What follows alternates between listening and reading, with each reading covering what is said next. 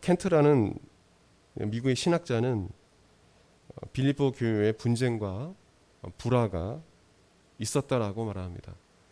보통 초대교회 하면 우리가 본받아야 할 교회라고 생각하지만 그것은 여러분들이 잘못 성경 공부를 한 것입니다.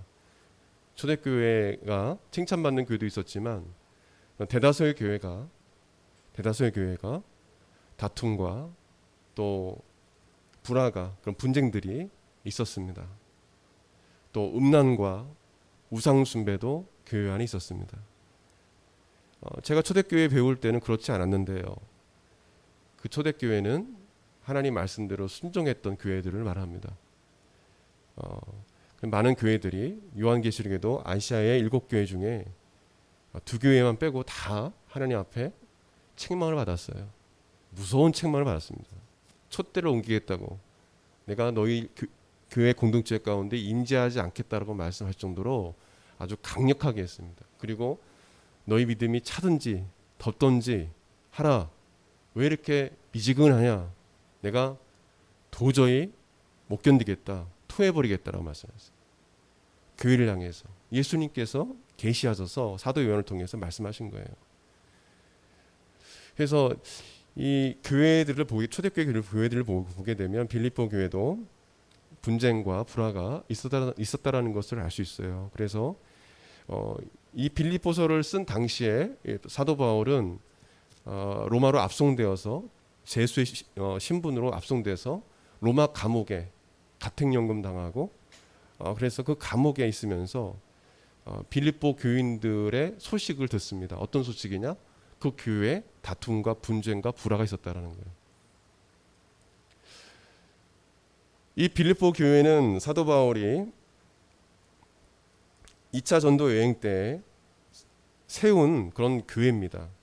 여러분, 유럽의 최초의 교회가 바로 이 당시의 최초의 초대교회가 빌립보 교회예요. 마케도니아의 도시인 빌립보 교회, 빌립보 지역에는 빌립보 교회, 그때 당시에는 로컬 철치라고 하죠. 예를 들어서 대전이면 대전교회, 공주는 공주교회, 딱 교회가 하나 있는 거예요. 그래서 빌립보 지역이 도시에 그 교회가 최초의 교회였는데 정말 그렇게 하나님의 말씀에 순종해서 그 어렵고 힘든 그 모든 과정을 겪어서 정말 눈물의 기도로 교회를 세웠는데 성도들이 하는 일들이, 행동들이 서로 다투고 미워하고 그러고 있는 거예요. 싸우고 있는 거예요. 이런 것들을 보면서 사도 바울이 너무도 안타까운 이 모습을 보면서 오늘 이 빌립보서 2장 서신서의 편지는 레터에는 2장 1절 이렇게 되지 않았지만 쭉 이어서 말씀하시면서 그러므로 하면서 말씀하시는 겁니다. 바울 목사님이. 그래서 뭐라고 말하냐면 그러므로 그리스도 안에 무슨 권면이나 사랑의 무슨 위로나 성령의 무슨 교제나 궁율이나 자비가 있거든. 마음을 같이하여 같은 사랑을 가지고 뜻을 합하여 한 마음을 품어 아무 일이든지 다툼이나 허용으로 하지 말고 오직 겸손한 마음으로 각각 자기보다 남을 낫게 여기고 각각 자기 일을 돌아볼 뿐더러 또한 각각 다른 사람들의 일을 돌아보아 나의 기쁨을 충만케 하라. 이 말씀의 해석은 이렇습니다. 잘 이해가 되지 않을 거예요. 이걸 요약하면 이래요. 그리스도 안에서 여러분은 서로 격려하고 있습니까? 서로 격려하는 그런 공동체입니까? 무슨 겉면? 그리스도의 사랑으로 서로 위로하고 있습니까? 사랑의 무슨 위로?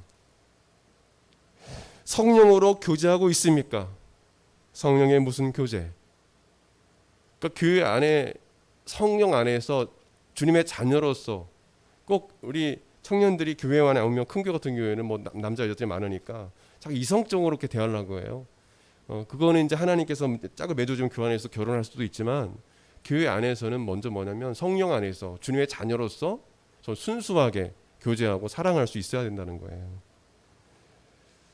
우리가 그런 모습들이 우리 안에 있어야 된다는 거예요. 순수하게 이성적이 그런 것도 생길 수도 있겠지만은 그보다 먼저 성령 안에서 교제하는 법을 배워야 된다는 겁니다. 그리고 서로 친절과 동정을 베풀고 있습니까? 긍휼이나 자비. 친절하게 대하는가? 그렇다면 한 마음 한 뜻으로 같은 사랑을 가지고 하나가 되십시오. 빌립보 교회가 하나가 됐다는 겁니까? 되지 않았다는 겁니까? 빌립보 교인들이 일치가 안 됐다는 거예요. 하나가 안 됐다는 겁니다. 너희들이 일치하기 위해서는 서로 이렇게 사랑해야 된다는 거예요. 서로 위로하고 사랑해야 된다는 겁니다. 친절 베풀어야 된다는 거예요. 그리고 무슨 일을 하든지 서로 다투지 마십시오. 또한 허영을 부리지 마십시오. 이 허영은 케노독시아라는 단어인데 자만, 망상이란 뜻이에요. 직역하면 내용 없는 영광. 허영은 내용 없는 영광을 말해요. 자신의 영광을 위해 사는 것, 자기를 높이는 것을 말합니다. 교회 안에 자신의 이익만을 위해 살고 형제들을 돌아보지 아니하고 자신의 이익만 챙기고 자신만을 높이고 내용 없는 영광, 자신의 영광을 위해서 그렇게 교회 안에 있는 자들이 있다라는 거예요. 이건 상당히 무서운 겁니다. 사실 교만이죠. 교회 안에 영광을 얻기 위해서 목회를 하고 영광을 얻기 위해서 교회 안에 직분을 행하고 이건 상당히 위험한 거예요. 전에도 저는 청년들에게 말씀드렸죠. 신앙생활에서 가장 치명적인 죄는 뭐라고요? 설교 시간에 졸았나 보다. 뭐예요? 교만. 가장 치명적인 죄는 교만이에요. 교만. 인류가 사탄이 타락한 천사가 처음 지은 죄가 교만이에요. 나도 하나님처럼 될 수 있다. 그래서 이 앞에 있는 이 자리가 또 직분의 자리가 목회자나 장로님이나 집사님의 자리가 상당히 두려운 그런 자리예요. 근데 이것을 뭐냐면 되게 뭐 권세를 부리기 위해서 그렇게 하잖아요. 내가 목사인데, 내가 장로인데, 내가 안수집사인데 여러분은 나를 따라야 합니다. 이러잖아요. 엄청 두려워할 자리라는 거예요. 왜냐하면 자신에게 영광을 돌리면 이거는요 우상 숭배를 하는 거예요. 자신이 우상이 되는 겁니다. 빌립보 교회 안에 내용 없는 영광, 자신을 높이는 자들이 있다라는 거예요. 자신의 이익을 챙기고요.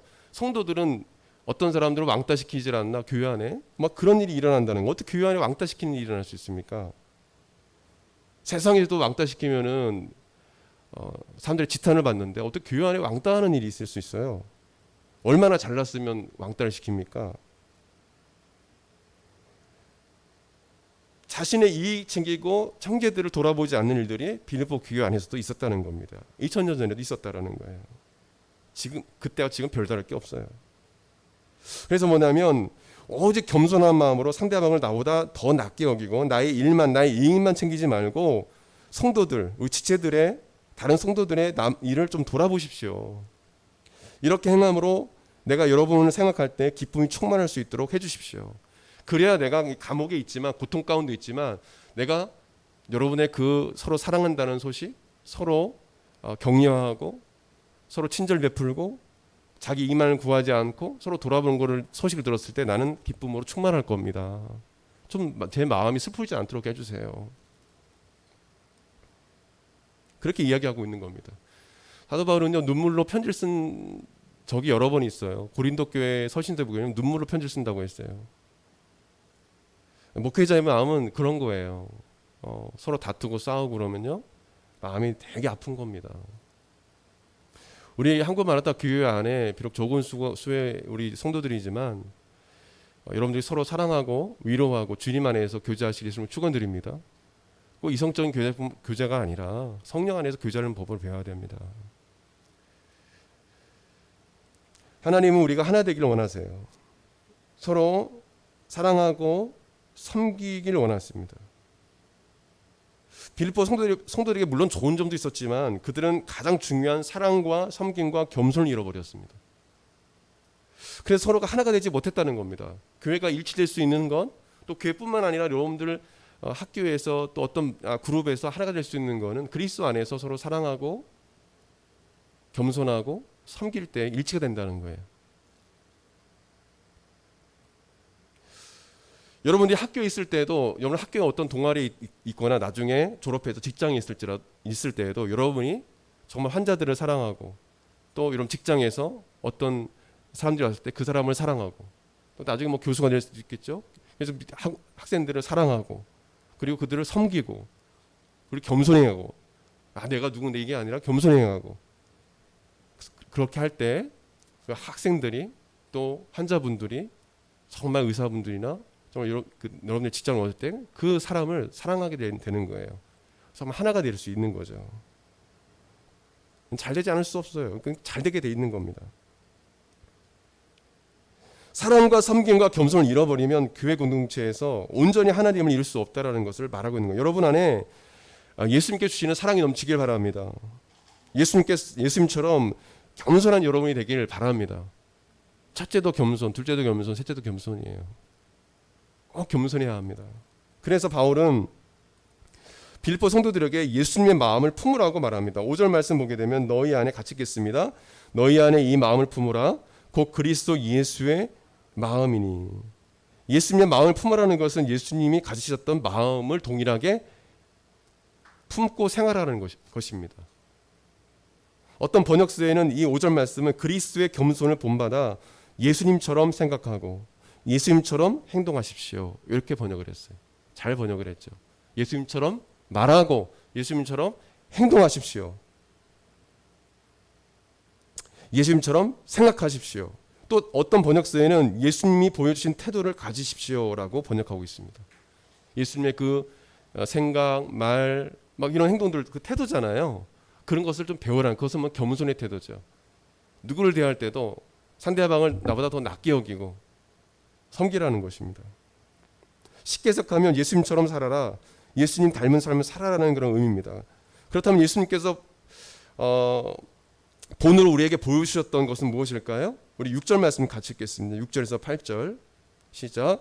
그는 근본 하나님의 본체시나 하나님과 동됨을 취할 것으로 여기지 아니하시고 오히려 자기를 비워 종의 형체를 가져 사람들과 같이 되었고 사람의 모양으로 나타나셨음에 자기를 낮추시고 죽기까지 복종하였으니 그 십자가에 죽으심이라. 이렇게 했어요. 겸손입니다. 첫째는 겸손입니다. 우리가 본받아야 할 예수님처럼 생각하고 말하고 행동하라고 하지 않습니까? 그것은 뭐냐? 사도 바울은 말합니다. 겸손입니다. 예수님은 여러분 하나님이셨어요. 6절 8절 말씀 보세요. 보면서 들어도 좋습니다. 예수님은 하나님이셨습니다. 성자 하나님이었어요. 그러나 여러분을 죄에서 구원하시기 위해서, 여러분을 살리기 위해서 자신이 여러분을 대신하여 죽기로 결정하시고 이 땅에 예수님께서 인간의 몸을 입으시고 오셨어요. 여러분을 살리기 위해서, 여러분을 구원하기 위해서 자신의 생명을 들으셨습니다. 십자가의 화목제물로 드리셨어요. 예수님은 하나님이시지만 하늘 보좌를 버리시고, 하나님 그 보좌를 버리시고 그 하늘의 보좌를 버리시고 이 땅에 냄새나고 더러운 마국간에 가장 천한 자리에 인간의 몸을 입으시고 마리아의 몸을 통해서 이 땅에 오셨습니다.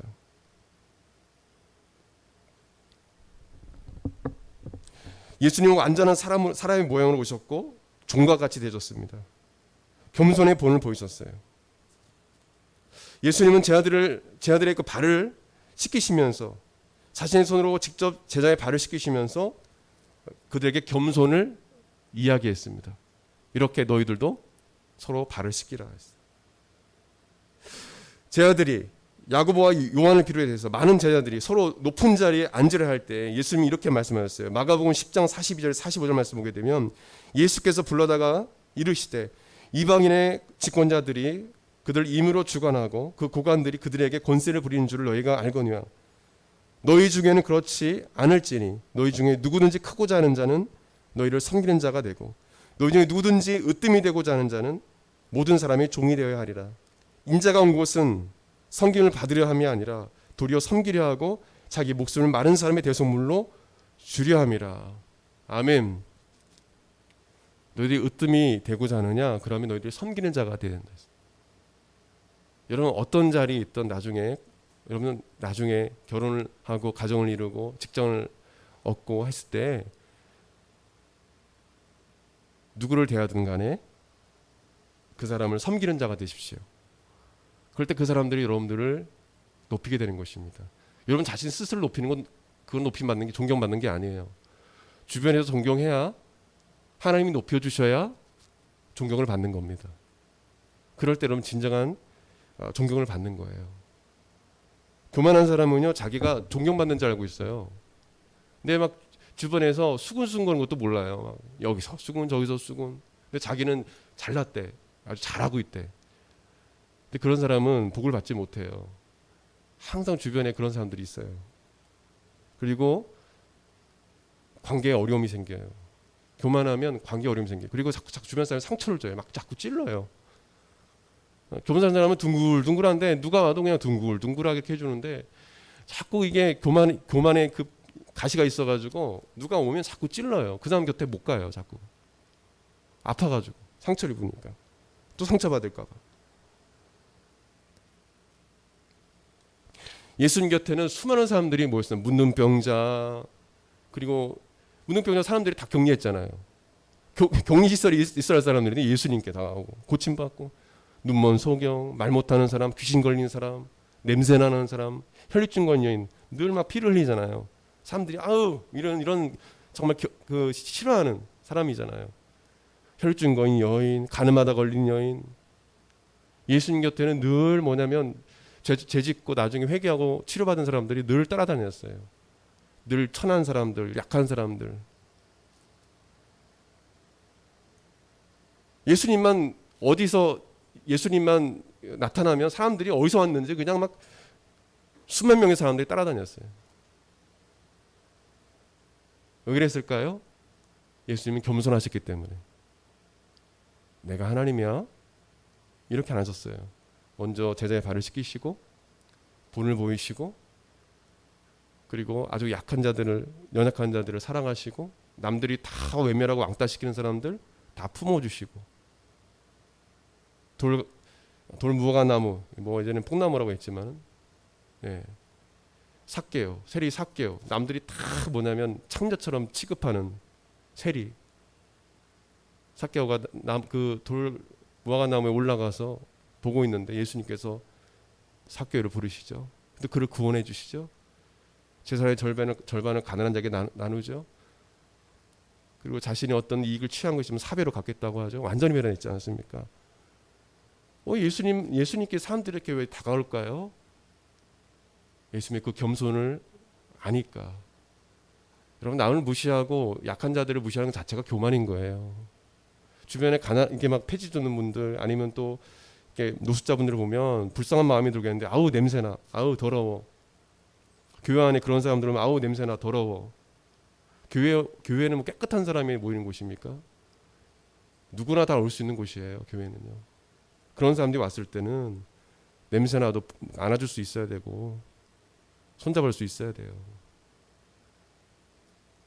손잡고 기댈 수 있어야 돼요. 저도 부사학자 때 교회에 막 그런 분들이, 노숙자분들이 와요. 그러면 제가 손잡고 이렇게 기도해요. 그러면 한 하루 이틀은 손에서 이게 담배 냄새, 뭐 이렇게 술 냄새 막 이런 게 막 나요. 하도 이렇게 안 씻고 그러셔가지고 그런 거 막 그런 걸 돌아오고 그러면 안 돼요. 언제부턴가 교회가 화이트 칼라들이 모이는 곳이 됐어요.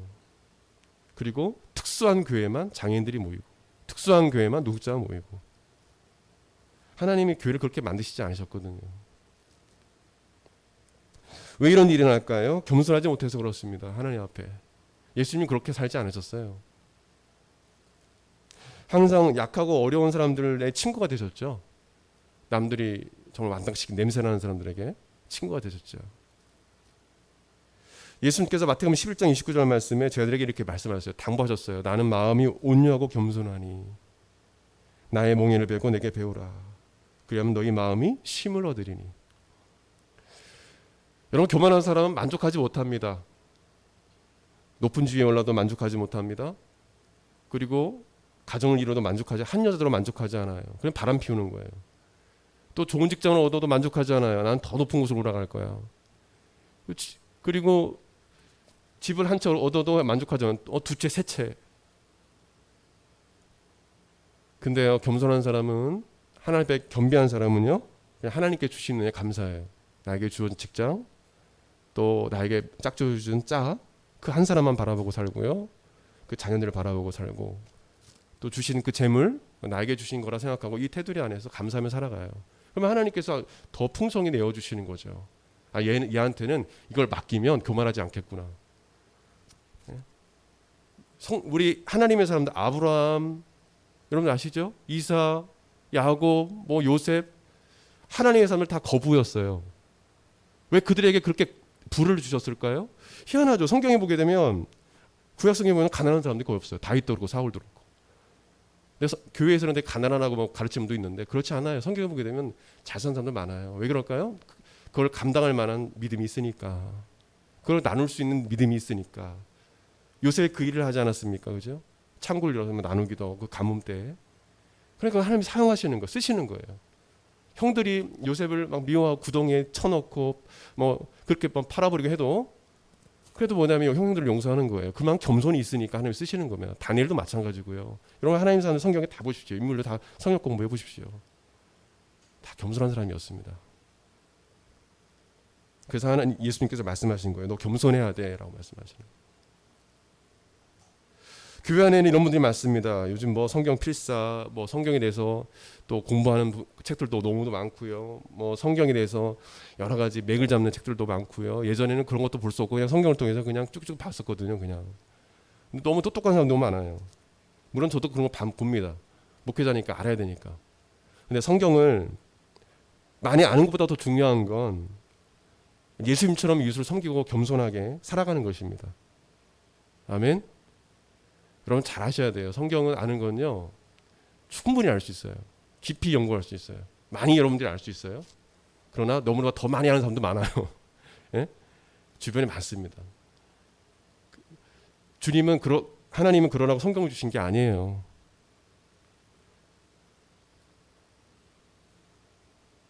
성경을 많이 아는 것보다 예수님께서 이렇게 행하셨구나. 이렇게 겸손히 행하셨구나. 겸손하게 삶 속에서 행동하는 것이 중요합니다. 그래서 성경은 말합니다. 영혼이 없는 몸이 죽은 것 같이 행함이 없는 믿음은 죽은 것이니라. 아멘. 내가 믿음이 있노라 하고 말씀을 많이 압니다라고 이야기하지만 행함이 없다라면 그 믿음은 죽은 믿음이라 했어요. 성경에서. 오늘 이런 말씀들 여러분들이 달달 외운다고 되는 게 아니에요. 예수님께 종의 형체로 하나님에 불구하고 그걸 다 내려놓고 종의 형체 노예라는 거 아니에요. 노예예요. 그냥 우리를 섬기시러 오는 것 그 자체를 보면서 나도 예수님처럼 그렇게 겸손하게 살아야지. 그렇게 행동해야지. 이게 중요한 거죠. 근데 성경 엄청 많이 알아요. 오늘 읽은 말씀 달달 외워요. 근데 오늘 말씀 듣고 주중에 행하는 것은 나 교만해. 내가 잘났다는 거예요. 누구를 봐도 뭐냐면 무시해요. 사람을. 그런 성향들이 우리 안에 있다라는 겁니다. 저뿐만 아니라 여러분 안에도 그런 것이 있다라는 거예요. 나를 무시하는 것들이. 그런 것들 성령님께서 정말 탄식하는 일이라는 거예요. 여러분을 쓰시고 싶어도 쓸 수 없는 건 뭐냐면 교만은 치명적인 죄이기 때문에 쓸 수 없는 거예요. 하나님께서. 하나님 쓰시는 건요. 여러분들이 이 땅에서 사람들이 인정하는 어떤 직장을 얻거나 높은 지위에 있는 것이 하나님께서 뭐 쓰시는 게 아니에요. 청소부리를 하더라도 아주 사람들이 보기에 뭐 그런 일을 하더라도 그 직장에서 주님께 쓰임받는 것이 쓰임받는 사람입니다. 아멘. 다 잘 살고 이래가지고 하는 쓰임받는 것이 아니에요.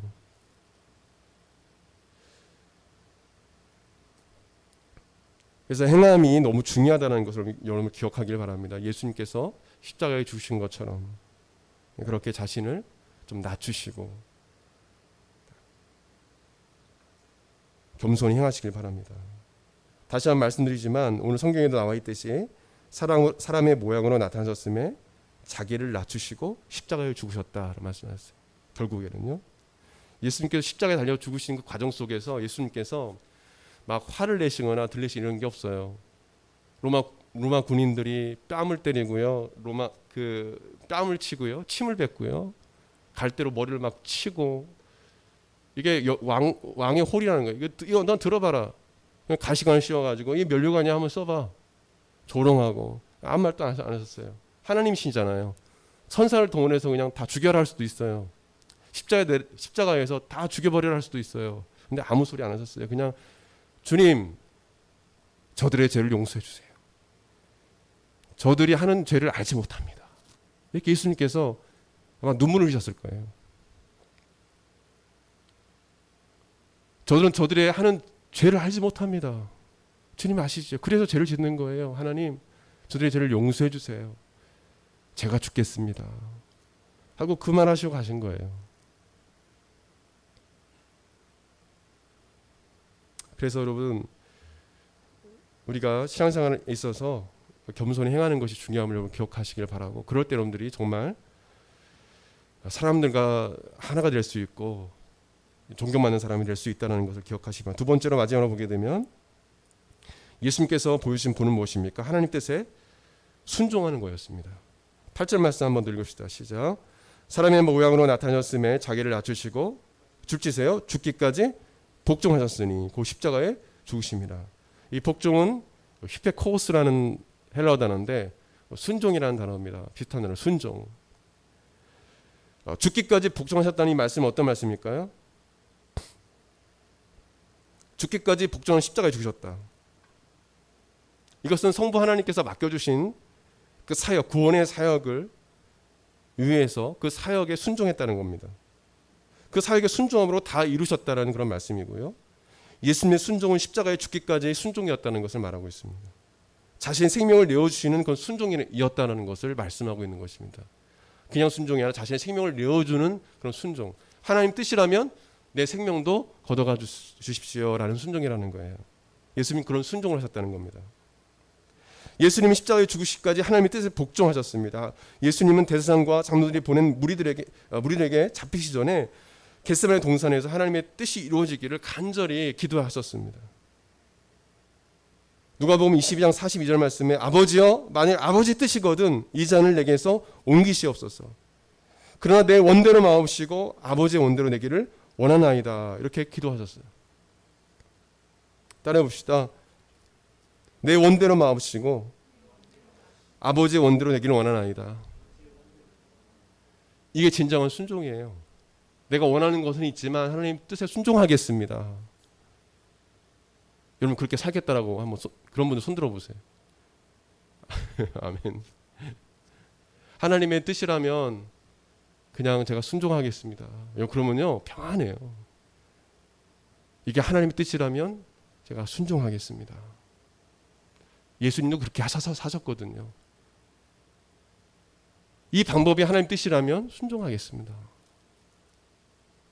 그냥 뭐 말대꾸도 없어요. 이런 사람들은요 말대꾸도 없어요. 하나님 뜻 순종하는 사람은 그냥 하나님이 말씀하시면 네 하고 가는 거예요. Yes, my Lord 가는 거예요. 주님 그렇게 하겠습니다. 뒤도 안 바라봐요. 그냥 앞만 보고 가는 거예요. 하나님 뒤돌아본 사람 되게 싫어하셔요. 성경에 나와 있죠. 손에 쟁기를 잡은 그 비유를 하시면서 하나님 일꾼들은 새로운 쟁기를 잡고 가는 사람이거든요. 근데 하나님께 뒤돌아보는 자를 기뻐하지 않으신다고 했어요. 주님 믿기로 했으면 주님 붙잡고 나아가야 되는 자꾸 뒤돌아보고 자꾸 살피고 그러면 앞으로 전진해 가지 못하는 거예요. 그냥 하나님 뜻에 순종하고 그냥 가겠습니다 하고 가는 거예요. 여러분 삶 속에 여러 가지 일들이 일어날 수 있습니다. 여러분 청년 때 살고 있지만 나중에 결혼하고 나서도 또 여러 가지 일들이 나는데 그 가운데서 뭐냐면 여러분 하나님 뜻을 구하십시오. 그리고 되어진 그런 상황들이 하나님 뜻이라고 여러분들 느껴졌을 때는 그냥 순종하십시오. 그걸 인정하십시오. 그리고 감사하십시오. 여러분 삶 속에서 이해되지 못한 일들이 있었을 거예요. 저는 다 알지 못합니다. 그러나 우리 이 시간 믿음으로 고백합시다. 저로 따라 고백을 합니다. 하나님 뜻에 순종하겠습니다. 한 번 더요. 하나님 감사합니다. 이 모든 것 하나님의 뜻임을 믿습니다. 감사합니다라고 인정하는 거예요. 저도 사역하다 보면 정말 가슴 아픈 일들을 많이 보게 돼요. 성도 중에 정말 제가 사랑했던 사람이 교통사고로 오토바이 사고로 즉사하는 일도 있었고 그것 때문에 너무 힘들어하는 후배를 봤을 때 제가 너무 눈물이 났었던 기억도 나고 어떻게 하나님이 그럴 수 있습니까? 왜 내 자녀를 왜 하나님이 데려가십니까? 왜 이렇게 저에게 고통을 주시나요? 이런 분도 있었고 사업이 갑자기 망하는 분도 있었고 근데 나중에 보게 되면요 시간이 지나 보면 하나님 뜻에 감사하시더라고. 다 하나님 뜻이 있었구나 다 이해를 하게 되고요. 하나님께서 사업을 망하게 하신 이유가 있었구나. 또한 사랑 관계에서 이렇게 하나님께서 하신 이유가 있었구나 하고 다 고백하시더라고요. 다 우리 하나님 뜻에 순종할 뿐입니다. 또한 성경을 여러분 아까 얘기했지만 성경을 많이 아는 것보다도 중요한 것은 오늘 말씀처럼 하나님 말씀대로 순종하는 거예요. 말씀을 많이 하면 뭐합니까? 순종을 하지 않는데. 그렇잖아요? 말씀을 많이 외우면 뭐합니까? 순종하지 않는데. 무슨 말씀이 필요하겠습니까? 말씀의 능력은 여러분이 순종할 때 나타나는 겁니다. 말씀의 능력은 뭐 할 때 나타난다고요? 여러분이 순종할 때 나타나는 거예요. 믿지 못하면 나타나지 않아요. 뭐 예수님이면 병자를 고쳐요. 내가 더 잘 고쳐요.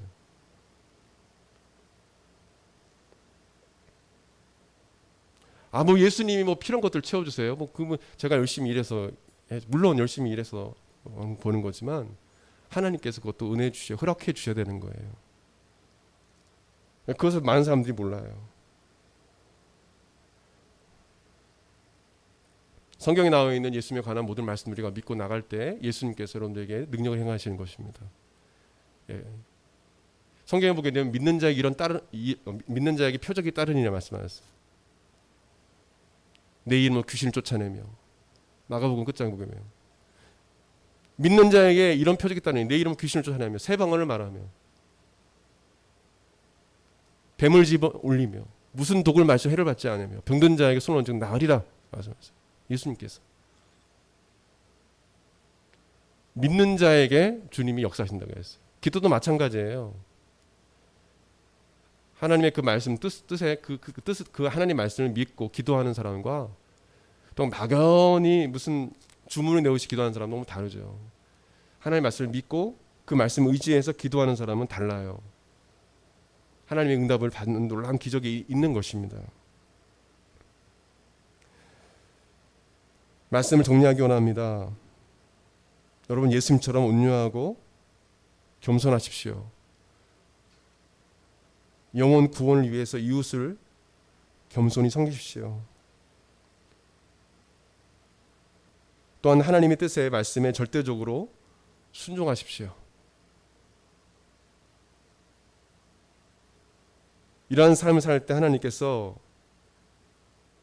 오늘 하반절에 있는 말씀처럼 하나님께서 예수의 이름을 모든 이름에 뛰어나게 하신 것처럼 여러분을 높여주실 것입니다. 하나님께 여러분을 크게 사용하실 거예요. 이런 필요한 것들을 공급해 주실 것입니다. 야고보서 4장 10절 말씀 보게 되면 이렇게 말씀합니다. 주 앞에서 낮추라. 그리하면 주께서 너희를 높이시리라 말씀하셨습니다. 첫째도 겸손, 둘째도 겸손, 셋째도 겸손으로 사시고, 또 겸손이 뭐 비굴하게 살거나 그런 거 아니에요. 아닌 건 아니고 불의에 타협하지 않는 거고요. 겸손은 그런 겸손이 아니죠. 잘 그걸 구분하길 바라고요. 그리고 하나님 뜻에 절대적으로 순종하는 삶을 다 사십시오. 그럴 때 여러분 능력이 나타날 것입니다. 성경을 읽어도 내가 여기서 지식을 많이 얻어야지 하고 이렇게 있는 것보다도 말씀 읽을 때 나 이 말씀대로 살아야지.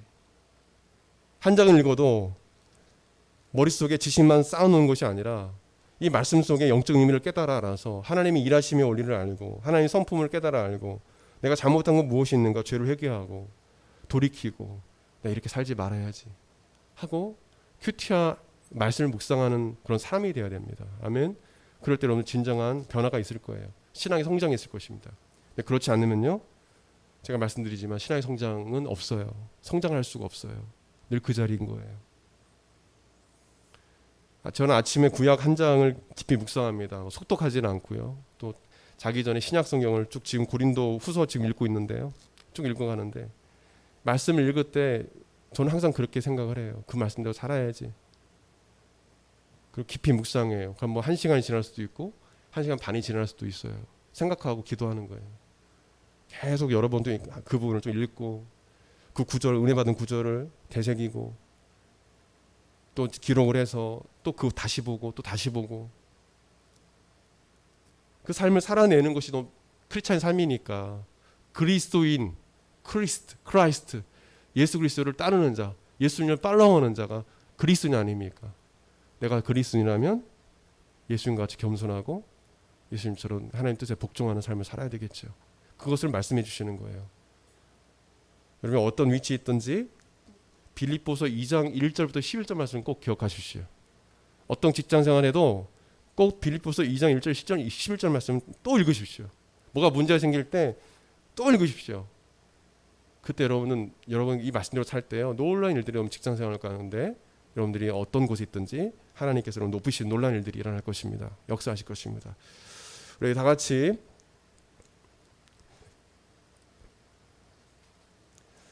우리 기도하시겠습니다. 오늘 주신 말씀 붙잡고 기도합시다. 내가 겸손히 행하지 않았던 그런 죄악이 있다면 이 시간에 하나님께 회개하고, 또 성경의 지식만을 쌓려 했던 그런 교만이 있었다면 하나님 이 시간 내려놓으십시오. 성경의 지식만 쌓는 자가 아니라 읽은 말씀대로 행하는, 순종하는 그 삶을 살겠습니다. 우리 고백드립시다. 그리고 오늘 말씀 드리면서는 마음 가운데 기도 제목이 되었던 것도 있다면 기도하십시오.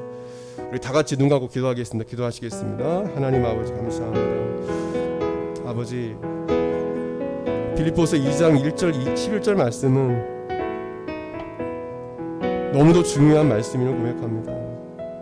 예수님께서 행하셨던 그 겸손, 죽기까지 하나님 뜻에 순종했던 그 순종, 그 십자가의 죽으심, 우리가 걸어가야 할 길임을 믿습니다.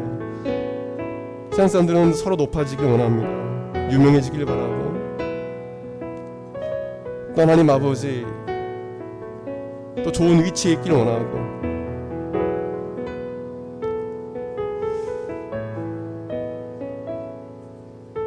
이 세상에서 부귀영화를 누리려 합니다. 그러나 예수님처럼 냄새나고 가난한 사람들, 연약한 이웃들을 도별하지 않습니다. 주변에 그런 사람들 많이 있지만 하나님 아버지, 우리 성도들, 우리 청년들, 하나님 아버지 삶을 살면서 내게 주어진 또 하나님께 허락하신 것들을 통해서 겸손히 이웃과 나누고 또 가난한 자들을 돌보며 주님의 사랑을 또 섬김을 나타내 보일 수 있는 삶이 되게 하여 주옵소서. 오늘 참석한 우리 교회 속한 모든 우리 청년들, 우리 성도들, 하나님께서 이들에게 복을 내려주셔서 또한 하나님 높은 위치에도 오르게 하셔서 또 좋은 직장도 하나님 허락해 주셔서 그 위치에서 겸손히 하나님 이웃을 섬기며 가난한 자를 돌보며 나눌 수 있는 자들이 되게 하여 주옵소서.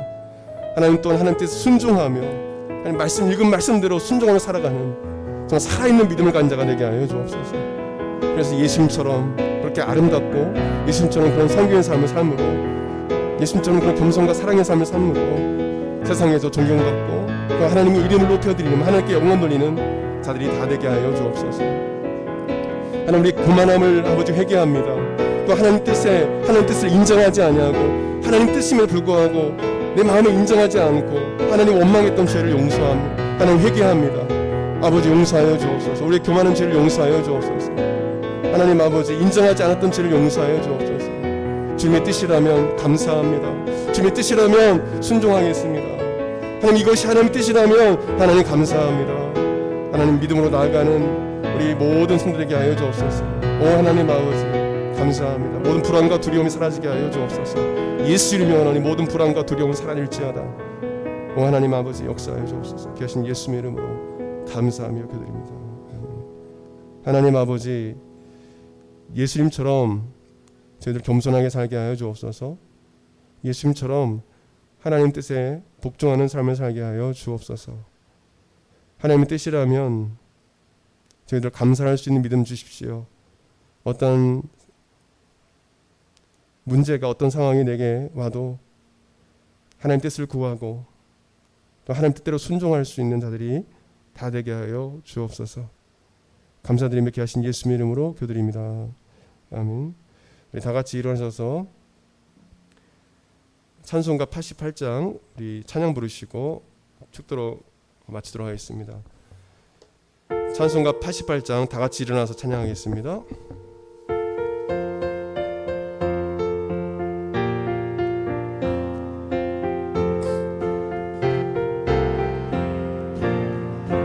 내 진정 사모하는 친구가 되시는 우주 예수님은 아름다워라.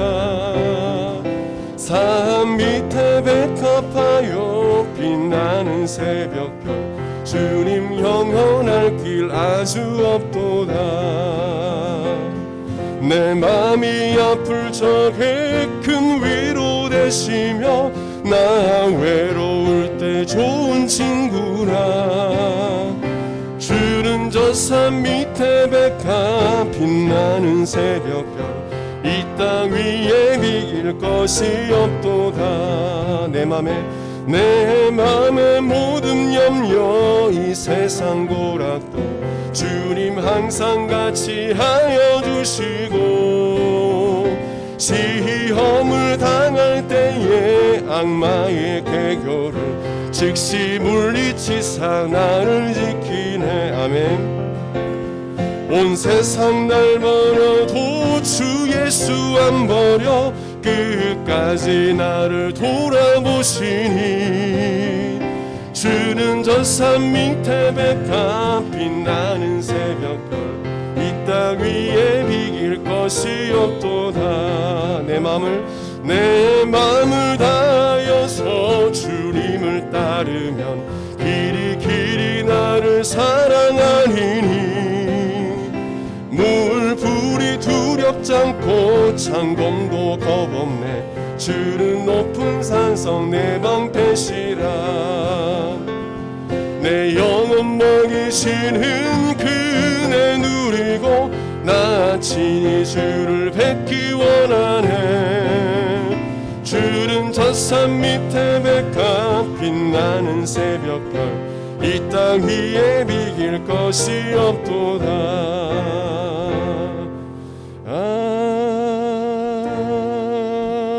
아멘. 축도하겠습니다. 이제는 우리 주 예수 그리스도의 은혜와 하나님의 그 크신 사랑과 성령님의 감동감화 교통 역사하심이 사람의 모양으로 나타나시고 자신을 낮추시고 죽기까지 복종하심으로 십자가에 달려 죽으신 그 예수님처럼 하나님의 뜻 앞에 늘 겸손하고 또 하나님 뜻에 복종하길 원하는 한국마라타 교회의 모든 신령들 그 삶 가운데 오늘 참석하지 못한 귀한 가정과 우리 청년들의 삶 가운데 영원토록 함께 하시기를 간절히 축원하옵나이다. 아멘.